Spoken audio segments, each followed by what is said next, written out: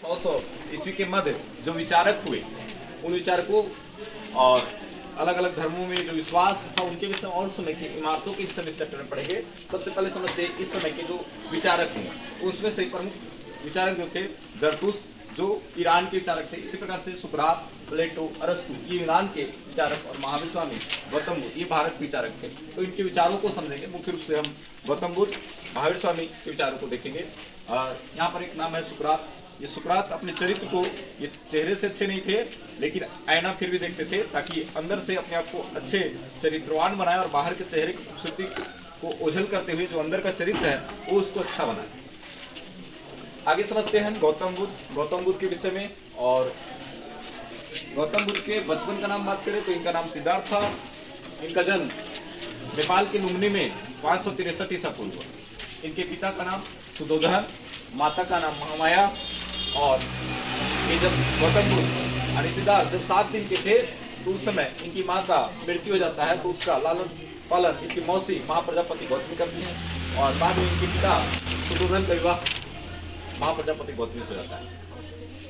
जब इनका जन्म होता है तो एक संत ये घोषणा करते हैं कि जो गौतम बुद्ध है अर्थात सिद्धार्थ, वो या तो सम्राट बनेगा, बहुत बड़ा सम्राट बनेगा, या तो संत बन जाएगा। इनको पिता को चिंता होती है कि मेरा बेटा कहीं सन्यासी ना बन जाए, इसलिए अपने राजमहल के अंदर ही पूरी सुख सुविधाओं का प्रबंध करवाते हैं। अलग अलग ऋतुओं के लिए अलग अलग भवन का निर्माण करवाते हैं, क्योंकि इनके पिता को संत ने कहा था कि ये संत तभी बनेगा जब इसको दुख का वास होगा। अर्थात दुख से बचाने के लिए सारे सुख सुविधाओं का शिक्षकों की नियुक्ति घर पर ही कर दिया। एक दिन अपने सारथी को ये मनाते हैं बाहर घुमाने के लिए, और घुमाने चला जाता है सारथी।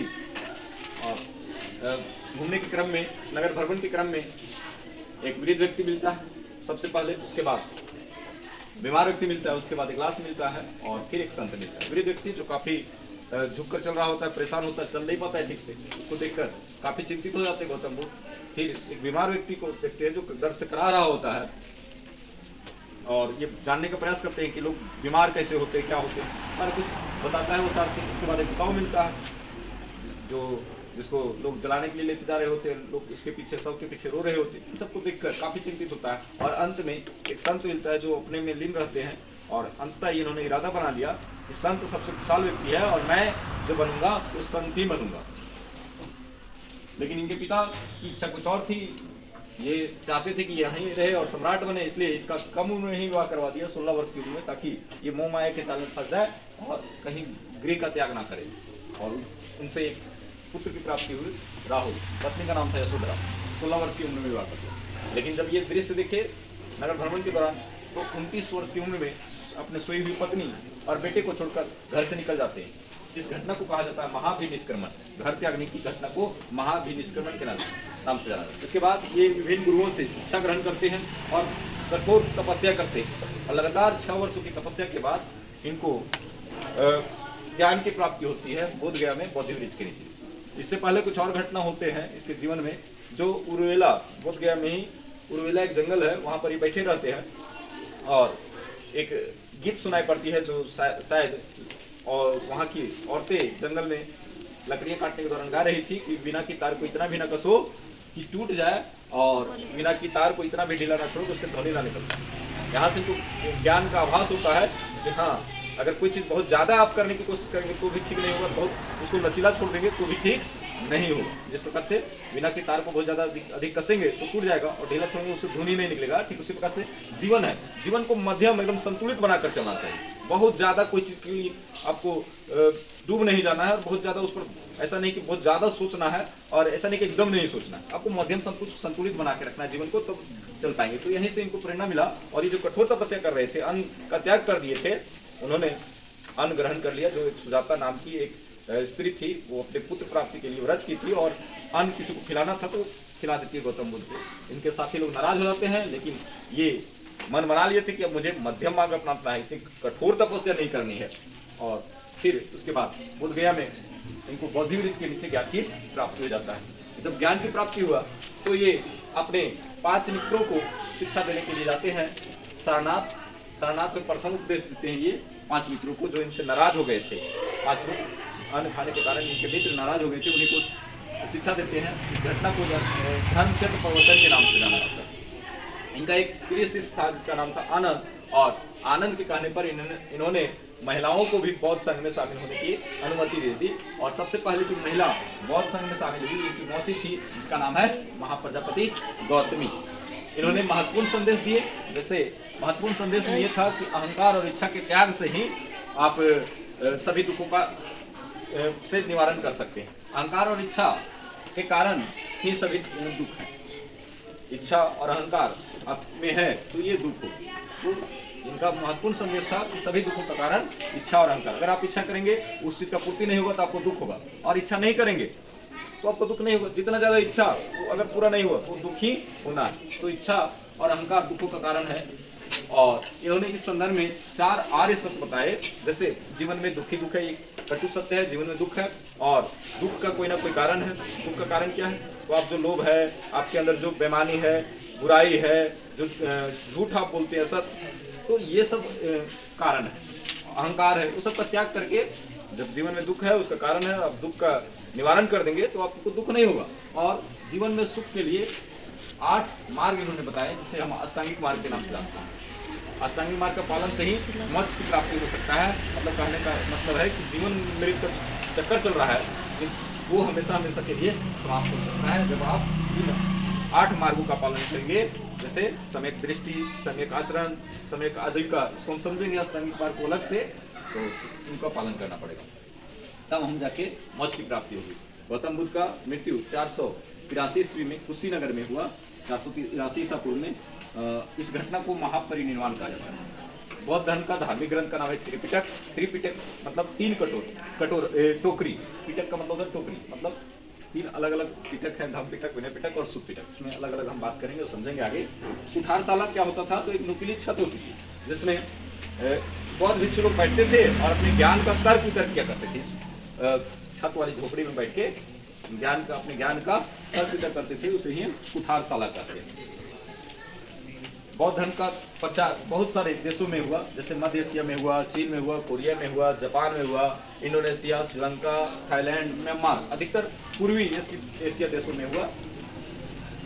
ये गौतम बुद्ध राजाओं और गृहपतियों को आचारवान और दयावान होने का सलाह देते हैं, क्योंकि इनका मानना था, इनका विचार था कि संसार का निर्माण कोई ईश्वर ने नहीं किया है बल्कि खुद मानव ने किया है। इसलिए मानव को अपना आचरण सही रखना चाहिए, अपना उनसे दयावान होना चाहिए, क्योंकि मानव वही है जो मानव के लिए जिए। ये तो पशु प्रवृत्ति है कि आप ही चले, तो मानव को मानवता दिखानी ही चाहिए। तो इसलिए दयावान और आचारवान होने का संदेश देते हैं। ये निर्वाण का अर्थ समझते हैं। निर्वाण का अर्थ होता है अहंकार और इच्छा का त्याग। अगर आप अहंकार और इच्छा का त्याग कर देंगे, जिससे आपका दुख सारा जो है वो समाप्त हो जाएगा, जिससे आपका अमित जो आत्मा है वो हमेशा के लिए आनंदित महसूस कर सकते हैं। मतलब जीते जी आप स्वर्ग की प्राप्ति कर सकते हैं। ऐसा अगर आप निर्वाण की प्राप्ति कर लेते हैं, मतलब जीते जी आप स्वर्ग की अनुभूति यही कर सकते हैं। मरने के बाद कोई स्वर्ग नहीं प्राप्त होता।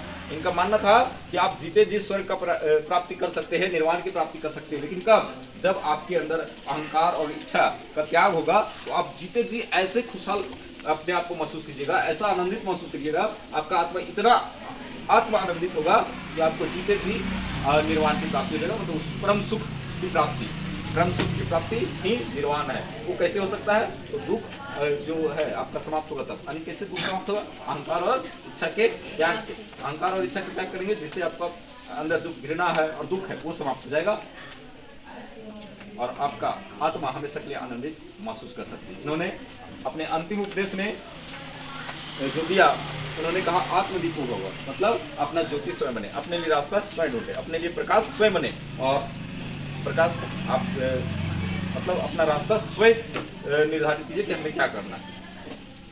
बौद्ध संघ के श्रमणों का जीवन कैसा होता था? जो भिक्षु थे उसका जीवन कैसा होता था? उनका बहुत ही सिंपल जीवन होता था, सादा जीवन होता था। ये अपने साथ आवश्यक चीजें ही रखते थे, अनावश्यक चीजों को त्याग कर देते थे। जो जरूरी का है, अत्यंत महत्वपूर्ण चीजें हैं, उसी को अपने पास रखते थे और बाकी चीजों को अपने से दूर कर देते थे।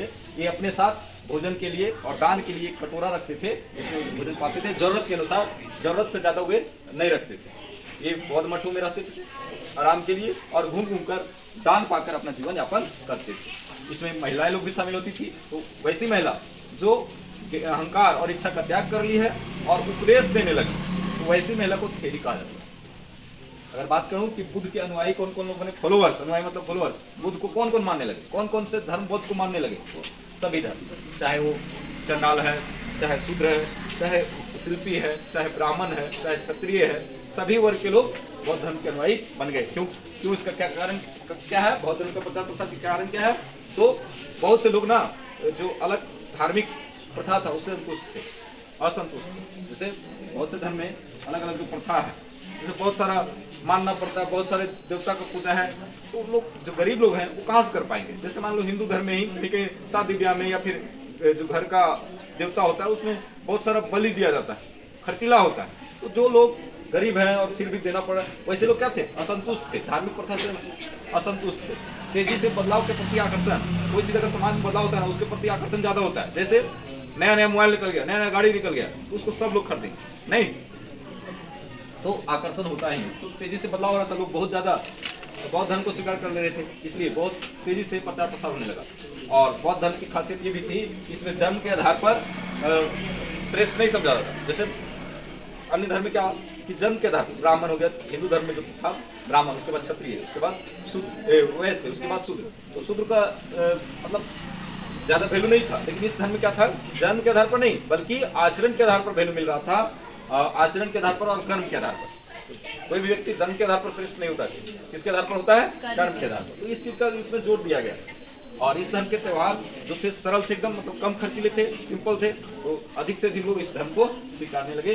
इसमें सदा जीवन मध्यम मार्ग का प्रचार प्रसार हो रहा था। इसमें निम्न जाति लोग काफी अच्छा महसूस कर रहे थे इस धर्म को स्वीकार करने के लिए, इसलिए बहुत तेजी के साथ बौद्ध धर्म का प्रचार प्रसार हुआ। ठीक है, चलिए।